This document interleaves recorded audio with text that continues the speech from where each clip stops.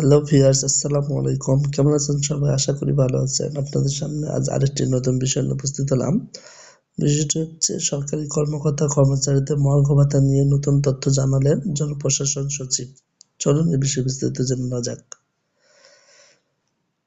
সরকারি কর্মকর্তা কর্মচারীদের মর্গ ভাতা নিয়ে ভিন্ন ভিন্ন তথ্য উঠে এসেছে। প্রথমে জনপ্রশাসন মন্ত্রণালয়ের সিনিয়র সচিব মোখলেছুর রহমান জানান, আগামী ৩০ জুনের মধ্যে মর্গ ভাতা ঘোষণা করা হবে। তবে তিনি ভাতা পরিমাণ সম্পর্কে কিছু জানাননি। গত ৯ জানুয়ারি বৃহস্পতিবার সচিবালয়ে গণমাধ্যমকর্মীদের একথা বলেন তিনি।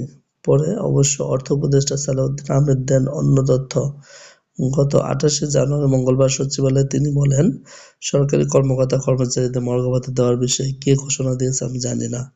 সরকারি চাকরিজীবীরা মর্গ ভাতা পাচ্ছেন কিনা এমন প্রশ্নে অর্থ উপদেষ্টা বলেন, মর্গ ভাতার বিষয়ে এখনো আমরা কোনো সিদ্ধান্ত নেইনি। এবার সেই মর্গ ভাতা নিয়ে নতুন তথ্য দিলেন জনপ্রশাসনের সিনিয়র সচিব মোখলেছুর রহমান। তিনি বলেন, মর্গ ভাতা দেওয়া হবে কি হবে না সে সিদ্ধান্ত অর্থ মন্ত্রণালয়ের, এটা জনপ্রশাসন মন্ত্রণালয়ের সিদ্ধান্ত নয়। রবিবার ২ ফেব্রুয়ারি বেসরকারি টেলিভিশন নিউজ 24-কে এ তথ্য জানিয়েছেন জনপ্রশাসন মন্ত্রণালয়ের সিনিয়র সচিব।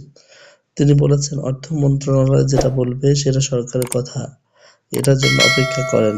তিনি আরো বলেন, আমার মনে হয় আমরা কারো কথায় গুজবে কান না দিয়ে অর্থ মন্ত্রণালয়ের উপদেষ্টা যেটা বলবেন, অর্থ মন্ত্রণালয় যেটা বলবে সেটা আমাদের জন্য প্রযোজ্য।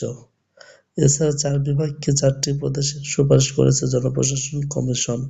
তথ্যটি নিশ্চিত করে তিনি বলেন, ঢাকা, চট্টগ্রাম, খুলনা এবং রাজশাহী দেশের পুরনো এই ৪ বিভাগকে ৪টি প্রদেশ করার সুপারিশ করেছে সংস্কার কমিশন। মোখলেছুর রহমান জানান, আগামী ৫ই ফেব্রুয়ারি জনপ্রশাসন সংস্কার কমিশন তাদের সুপারিশ জমা দেবেন প্রধান উপদেষ্টার কাছে।